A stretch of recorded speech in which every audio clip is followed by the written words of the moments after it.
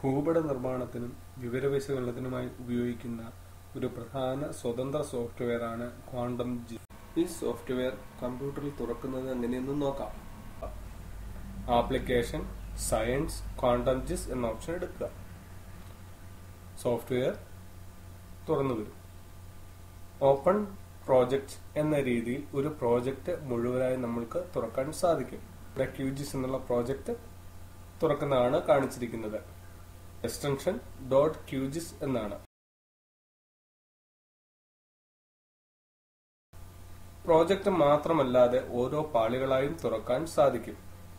Add vector layer എന്നുള്ള option എടുത്തതിന് ശേഷം ഓരോ പാളികളും ബ്രൗസ് ചെയ്ത് കാണിച്ചു കൊടുക്കുക.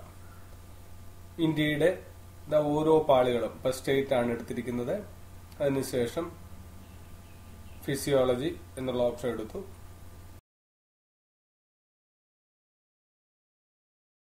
തുടർന്ന് വീണ്ടും ബൗണ്ടറി എന്നുള്ള ഓപ്ഷനാണ് എടുക്കുന്നത്. ഇങ്ങനെ ഓരോ പാളികളായി നമ്മൾക്ക് ഇത് തുറന്ന് കാണുവാനായിട്ടും അല്ലെങ്കിൽ ആഡ് ചെയ്യാനായിട്ടും സാധിക്കും.